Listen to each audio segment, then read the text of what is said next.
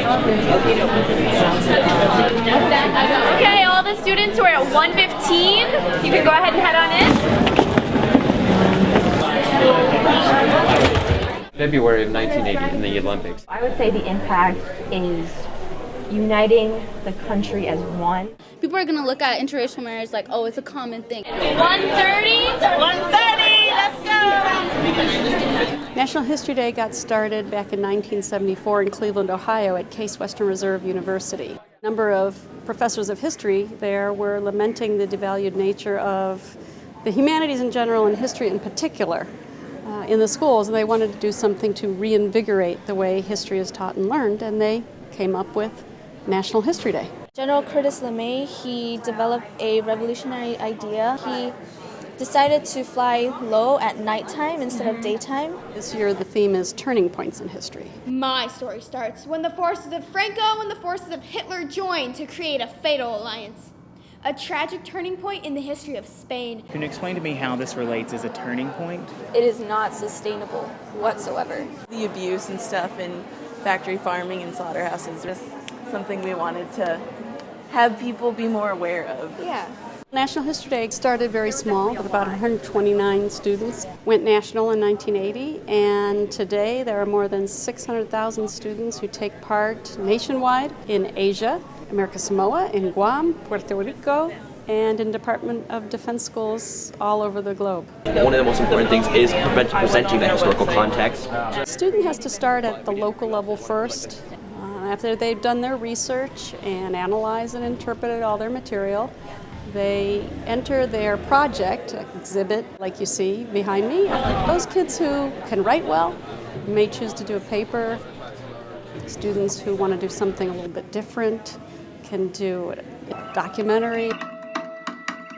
Pratt had a notion that would later become one of the most significant turning points in Native American history: assimilation of the Indian by means of non-reservation education. His new power system would become one of the greatest achievements of the 20th century, ushering in the era of electricity. Nikola Tesla. Our website.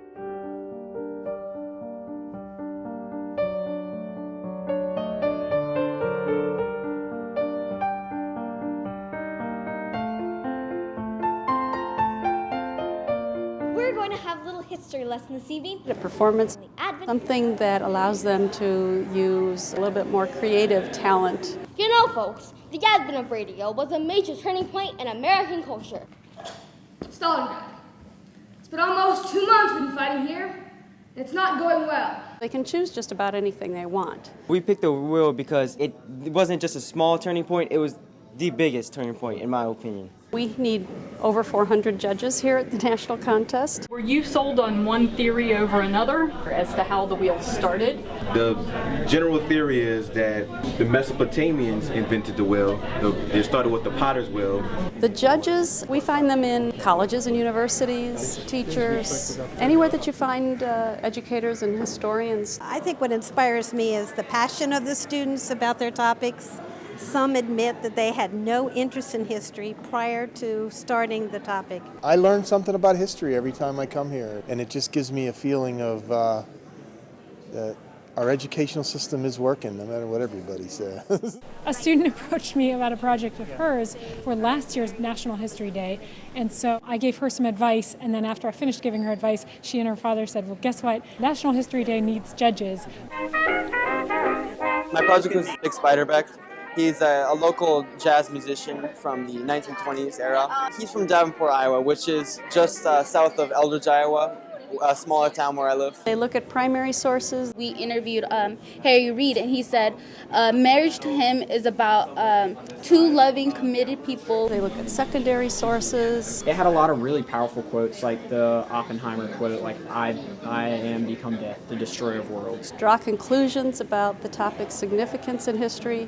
Hot air balloons really made reconnaissance more safe and more efficient too, because they were up in the sky. It was harder for the enemy soldiers to shoot them down. And then they present their findings in one of our different creative categories. Advertisers swiftly realized that creating anxiety about personal appearance would sell products. You'll wonder where the yellow went when you brush your teeth with Pepsodent. We have a record number of students here this year. There are 2,874 middle and high school kids here.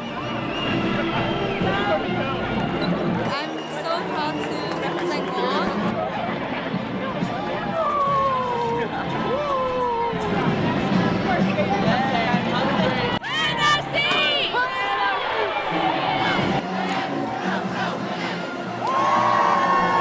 Really big thing for me. All the states and National History Days. I never thought I'd make it on this far.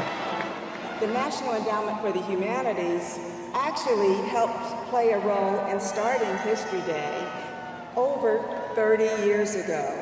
I have been so impressed, not just with you young scholars, but with the dedication that we see from your sponsors and for your teachers. Please help us thank the teachers who have made your presence here possible.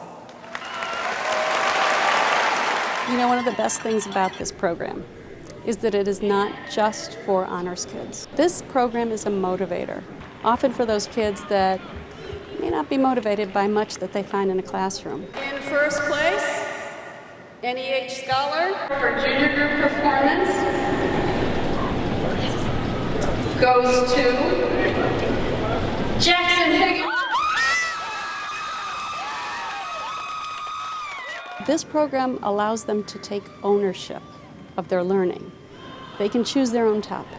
They can pursue and plan their own learning experience, their own adventure of discovery.